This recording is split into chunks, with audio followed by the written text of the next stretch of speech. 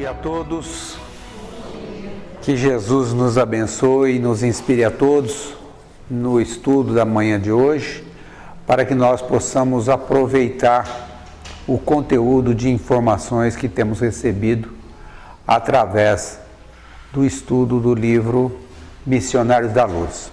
Hoje daremos prosseguimento fazendo a terceira aula, de 5, que foi dividido o capítulo 18, que traz o nome de obsessão. Na segunda aula do capítulo, nós vemos que foi finalizada quando o intérprete, aquele espírito que faria a intermediação entre os espíritos benfeitores e os espíritos obsessores, fez uma maravilhosa explanação moral, acerca do perdão com Jesus. Um espírito altamente benevolente, paciente, piedoso, que era esse intérprete, muito conhecedor dos exemplos de Jesus, acabou por fazer aquela senhora que estava perseguindo aquele rapaz, que já tinha um estado de imbecilidade, mostrando as lesões que ele trazia no perispírito, de encarnações passadas, onde essa perseguição intensa acabou provocando, essas forças equivocadas, acabou provocando o defeito no corpo espiritual, no qual ele reencarnou, e aquela senhora que o obsediava estava altamente impressionada diante das observações do Espírito. E a gente vê que a doutrina espírita nos fala a respeito disso mesmo, do que o Espírito fez, porque ele teve êxito. O Espírito intérprete teve êxito na conversa que ele teve com ela. Porque Alexandre havia explicado que de todos os obsediados que estavam ali, apenas a moça conseguiria um resultado imediato. Que todos os demais, somente a prazo longínquos, esperando o amadurecimento de cada um, seria conseguido o resultado. E ali a gente vê que ele havia conseguido êxito, assim, levando até aquela senhora os argumentos, as explanações, os recursos para a sua memória, para que ela pudesse raciocinar, para que ela pudesse refletir ao longo da vida, ao longo do tempo, para que ela pudesse se preparar ao longo desse tempo aí para o perdão. E o Evangelho segundo o Espiritismo, lá na última parte, nos diz realmente que as curas das obsessões requer muita paciência, perseverança e devotamento por parte de toda a equipe, por parte do próprio obsediado, Exige muito tato, muita habilidade para encaminhar para o bem espírito muitas vezes perverso, endurecidos e astuciosos, ou seja, espírito capcioso, espírito malicioso. Qualquer que seja, o Evangelho nos diz, o caráter do espírito, nada se obtém, e isso é um fato incontestável, nos diz o Evangelho, pelo constrangimento ou pela ameaça do espírito, que toda a influência tem que ser como esse espírito intérprete fez, através do ascendente moral, você indo lá e colocando argumento, colocando recurso no espírito, porque é completamente ineficaz o exorcismo, fórmulas, palavras sacramentais, não existe nenhuma palavra que pode afastar o espírito, nenhuma prece que a gente coloca no bolso, que você leva, nenhum amuleto que você coloca no peito ou que você coloca no bolso, afasta espírito, nenhuma prática exterior ou quaisquer materiais pode afastar o espírito, ou seja, somente através dos argumentos, dos recursos que se colocam no espírito pode fazer ele modificar a sua postura íntima. Alexandre, segundo o André Luiz nos diz, também estava comovido diante daquela daquela explanação que o intérprete fez. E falou para ele que o trabalho de esclarecimento espiritual depois da morte, né, entre as criaturas, exige dos espíritos benfeitores muita atenção e muito carinho, né? Ele disse porque é preciso a gente semear na terra abandonada, né? Ou seja, o espírito obsessor é alguém que odiado, está lá jogado lá no canto, né?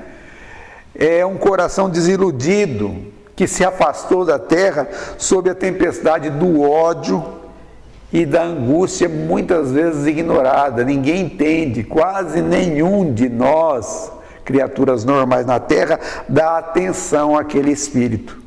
E ele diz assim que como na Bíblia está escrito lá que no princípio era o verbo, ele diz que ali naquele caso também, diante daquele caos, daquele alvoroço, daquela tribulação, daquele espírito infeliz ou dos espíritos infelizes que estão depois da morte nesse estado, é necessário utilizar o verbo para começar uma verdadeira iluminação dentro do espírito, né? E aí ele diz que não se pode criar sem amor diante dessa realidade, e que somente quando nós nos preparamos realmente com amor dentro de nós, a gente consegue êxito nesses casos de obsessor, nesses casos de obsessão. Aqueles argumentos fizeram assim aquela senhora que estava acompanhando aquele rapaz silenciar, né? Porque ela foi advertida de uma maneira criteriosa, né? Criteriosa nos critérios que ela trazia a respeito da obsessão que ela deveria fazer, e principalmente sobre o Cristo, né? Que ela falou inadvertidamente, erradamente, e o Espírito corrigiu a postura dela, né? Ela foi vencida na sua argumentação luminosa e pelo ascendente moral do Espírito. Como nós falamos, aquilo ali foi um medicamento altamente eficiente para aquela senhora. Diante disso, André Luiz diz que mudou o foco. Ele passou a observar aquela senhora. A senhora desencarnada era uma, mas ele passou a observar a senhora encarnada. Tinha uma senhora encarnada que era jovem, a primeira que ele analisou, ela estava muito agitada,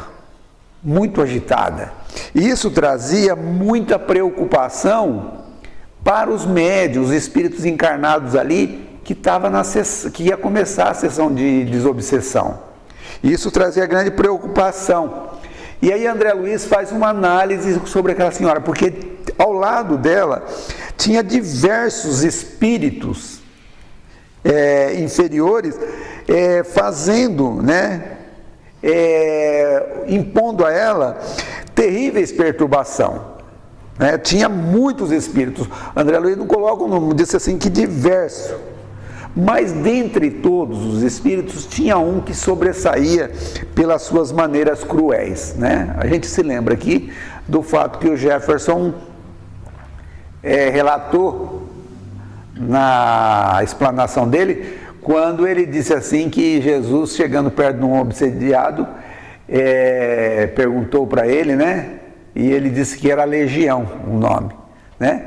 E aqui essa senhora, provavelmente, se fosse indagada, os espíritos iriam dizer que eles eram uma legião, porque era um monte de espírito que estava ali ao lado dela. Esse espírito mais cruel, né, se colava-se no corpo da mulher em toda a extensão, dominando todos os centros de energia do corpo. Ou seja, esse espírito estava ali num processo de vampirização das energias dessa senhora, né?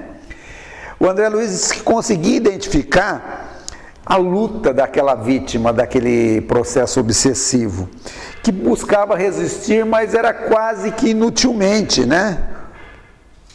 E aí o André Luiz estava assim, perplexo, estranhando aquela situação, não podia se fazer nada pelaquela senhora, e aí o Alexandre explica para ele que aquele caso é um caso de possessão completa, né?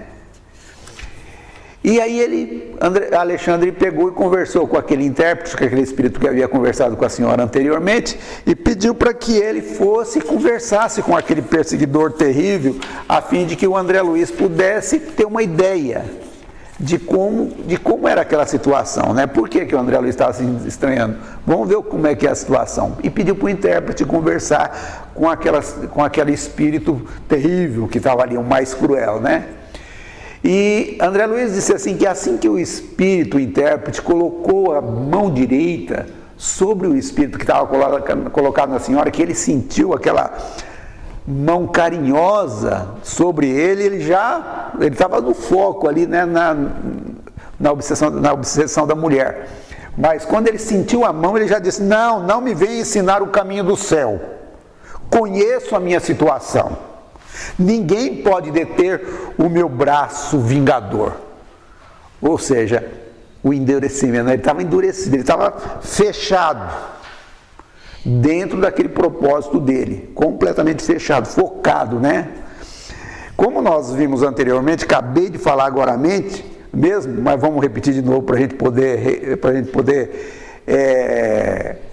realmente fixar esse ensinamento. Somente a moça teria capacidade de ter melhoras imediatas. Os demais receberiam o paliativo, né?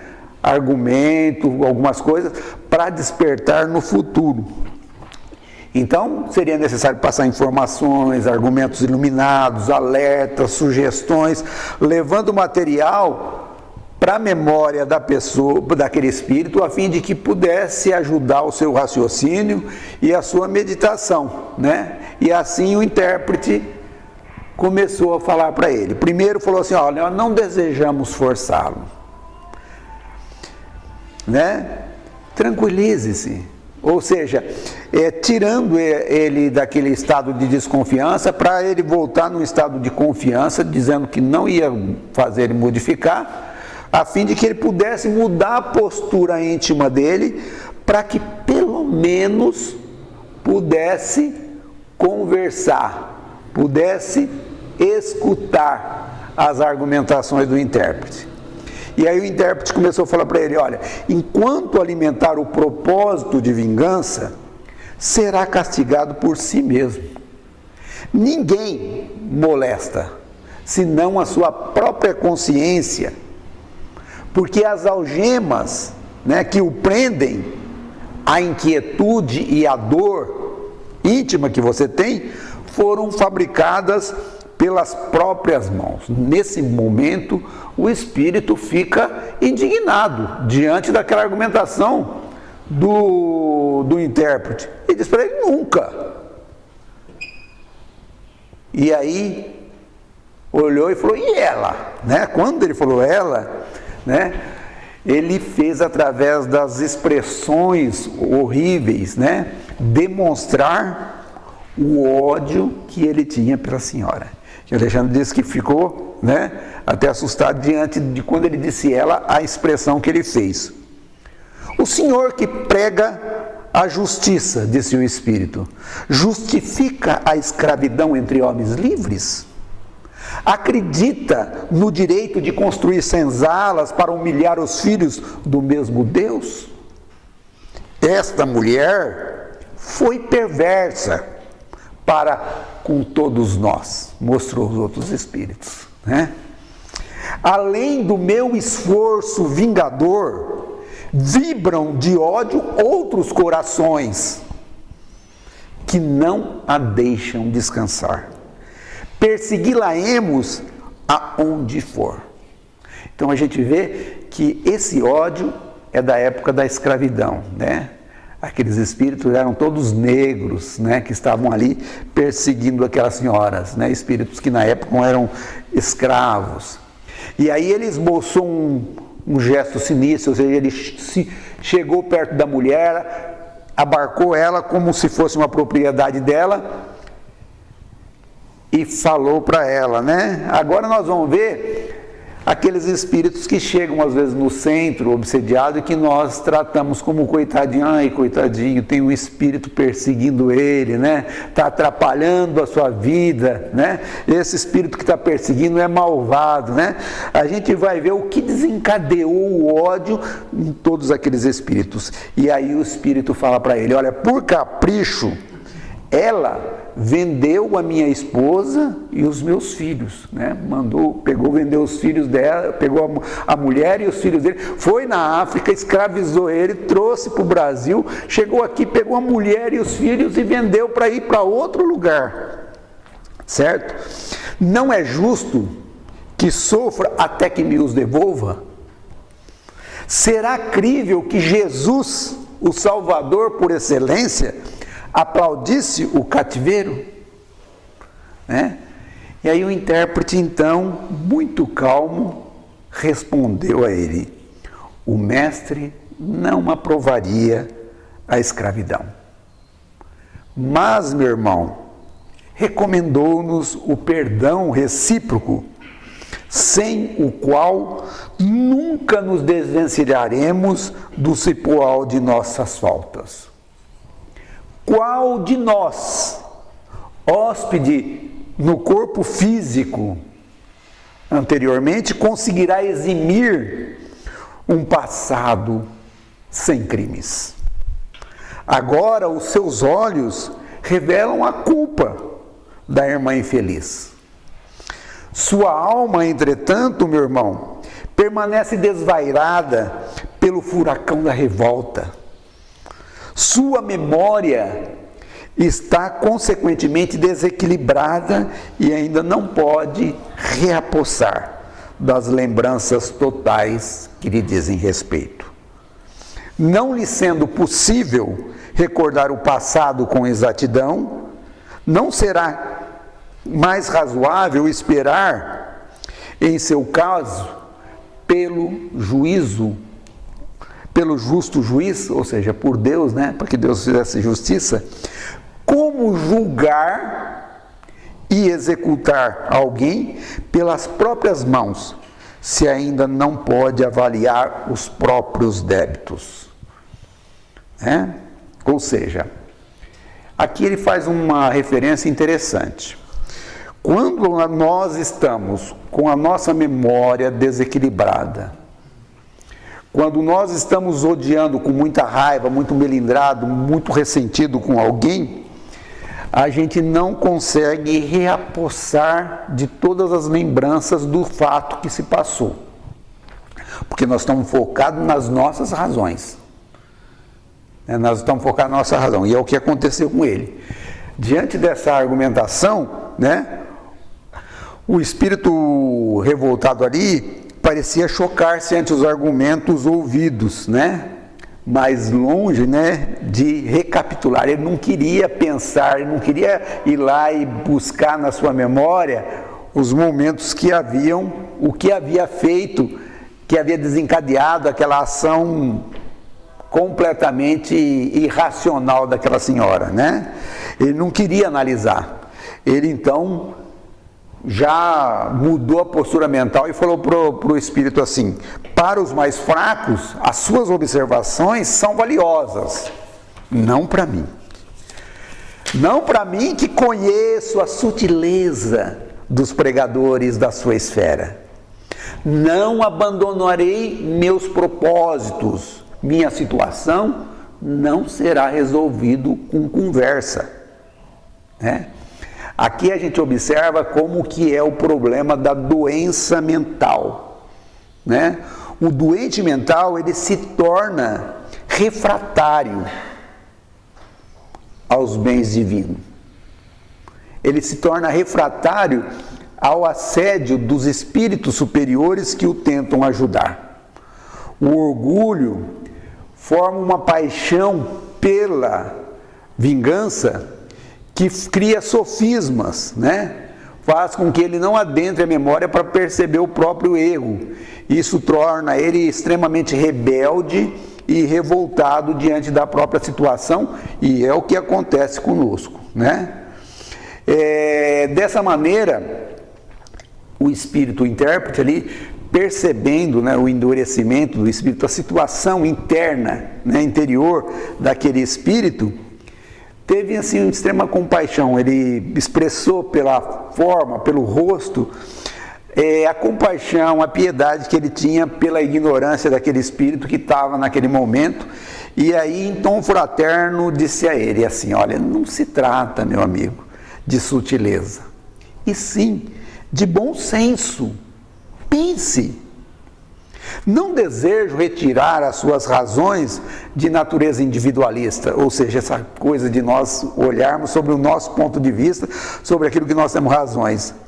Mesmo porque vigorosos laços unem a influenciação à mente da vítima. Ou seja, quando existem laços que ligam a vítima ao obsessor, é porque existe um laço do passado, existe alguma coisa que envolva os dois, né?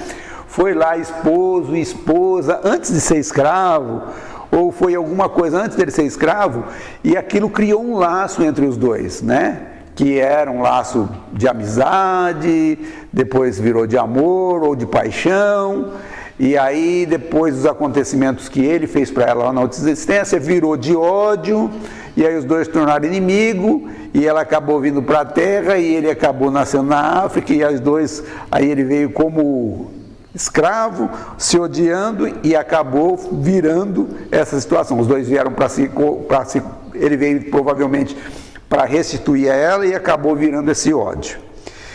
E aí o Espírito fala para ele: olha, eu estou apelando para os sentimentos nobres que ainda vibram em seu coração, fazendo-o reconhecer que sem desculpas recíprocas entre os dois, não liquidaremos os nossos débitos.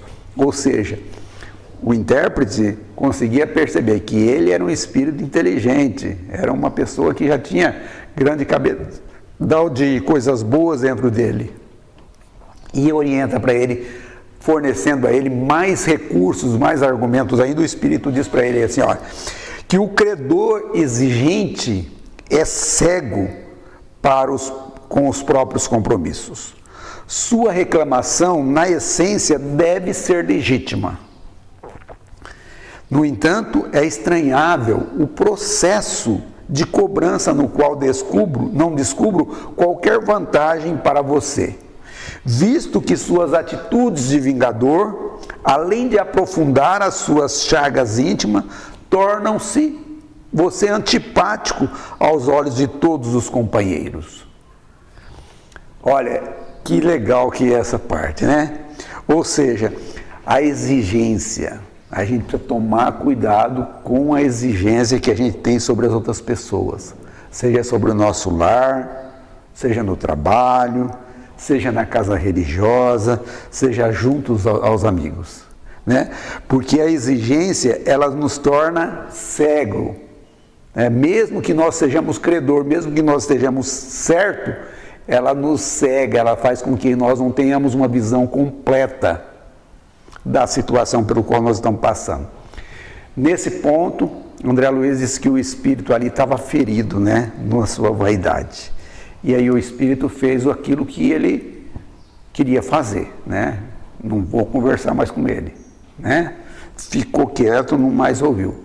Nesse ponto, o intérprete acompanhou, chegou perto de Alexandre e perguntou para Alexandre se não era melhor, se não era conveniente, né, ajudar aquele espírito magneticamente, a fim de que ele pudesse relembrar o passado, né?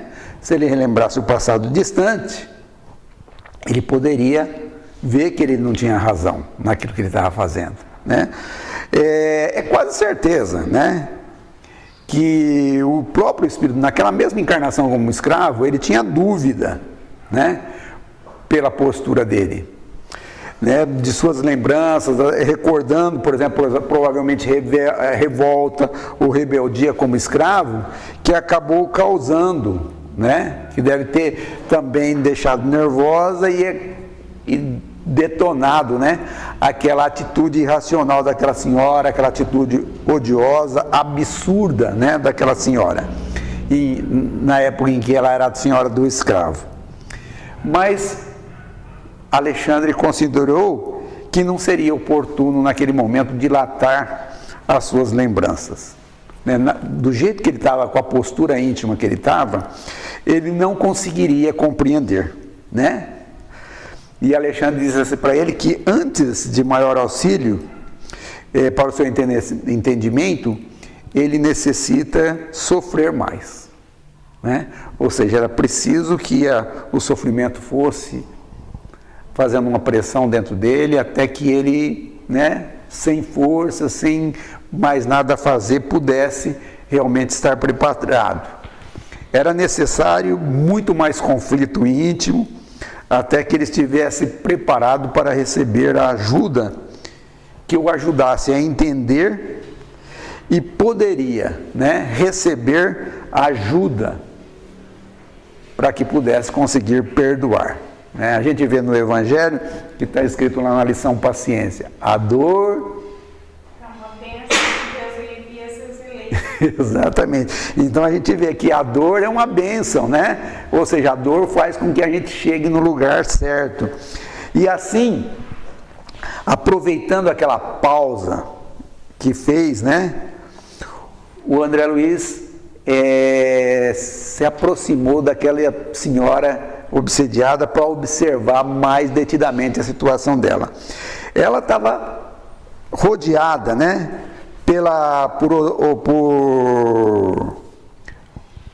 pelos obsessores, né?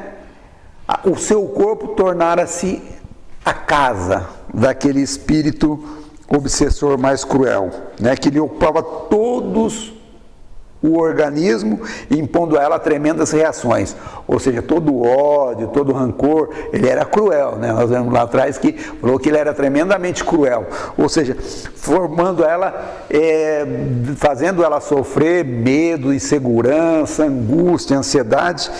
E aí o André Luiz diz que tinha fios finíssimos que ligava o corpo dela ao corpo do obsessor. Eram fininhos, mas eram vigorosos, ou seja, eram muito fortes. E tinha uma diferença que ele notava ali, que ele falou, que o obsessor no mundo espiritual, ele era lúcido, ele sabia tudo que ele estava fazendo, né? Ele estava ali conversando, ele conseguia falar com o intérprete, conseguia falar com quem ele quisesse, conseguia falar com os outros espíritos do lado, mas que a senhora que estava ligada a ele pelos fios, no corpo físico, se mostrava assim, uma imagem completamente oposta, uma pessoa sem força, sem raciocínio, com uma certa inconsciência. O André Luiz descreve ali o que se passava, que aquela senhora gritando, sofrendo, falando, ai, os demônios, não sei o quê, despertava a compaixão das pessoas encarnadas em volta da mesa, né? Dava dó daquela mulher ali que estava naquela situação. E ela falava que estava ali, que os demônios estavam todos ali, e principalmente pelos gemidos de dor, né? Que aí o André Luiz coloca ali que pareciam silvos, ou seja, parecia aquele barulho de uma cobra, de um invertebrado ali fazendo aquele barulho, gritando ai, ai, ai, aquela situação ali causava muito comoção nas pessoas que estavam encarnadas e nele André Luiz também, né? O que vai fazer uma situação dessa? Ele não vai deixar desse jeito? E aí o Alexandre explica para ele que é aquele caso doloroso de possessão, que desde a infância ela era perseguida pelos adversários, por todos aqueles espíritos ali, né, de outros tempos. Mas que durante a vida de solteira, né, até a vida de solteira, até a sua adolescência, enquanto ela estava sob a proteção dos pais, né, que ela não tinha grande preocupação sobre a vida, ela conseguia, através da diversão, através de alguma coisa que ela fazia, subtrair a influenciação total dos inimigos reencarnados. Ela sentia a influenciação deles, mas era menos perceptível. Mas quando essa senhora casou-se, né, depois do nascimento do primeiro filho, né, o sacrifício dentro do casamento da mulher é muito maior do que a do homem, né? E ela não conseguiu resistir. Após o nascimento do primeiro filho, a grande cota de trabalho, a grande cota de sacrifício que ofereceu para ela, fez com que ela mudasse a postura mental que ela tinha quando ela era jovem, né? Ao invés de procurar diversão, diante dessas impossibilidades, diante dos prazeres da vida que ela estava acostumada a buscar, que ela não conseguiu buscar mais, ela começou a reclamar, ela começou a entristecer, ela se magoou, se ressentiu, e essas forças negativas, né, acabaram oferecendo a oportunidade aos espíritos obsessores para realmente apossar-se dela. Essa parte eu gostaria de que orientar todos nós, a gente vê a importância do período da infância para todos nós pais. Se esta senhora tivesse recebido a orientação dos pais, a orientação espírita, falando para ela a respeito da importância da postura íntima, diante dos reveses da vida, diante do sofrimento, diante das adversidades da vida, falando para ela a respeito do trabalho ao bem, da importância do sacrifício, da importância da renúncia, talvez ela conseguisse se manter fora desse processo de obsessão. Talvez ela conseguiria saber como lidar diante dessa situação.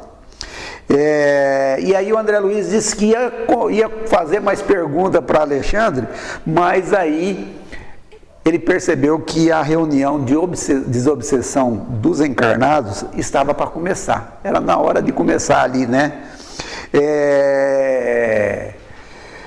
E aí Alexandre, apesar de estar trabalhando, fazendo as coisas, orientou a ele, né, algumas coisas, e ele observou de maneira agradável. Foi muito gostoso para André Luiz observar que as emissões magnéticas de todos que estavam ali reunidos, dos benfeitores espirituais, dos espíritos encarnados que estavam ali em preces, né?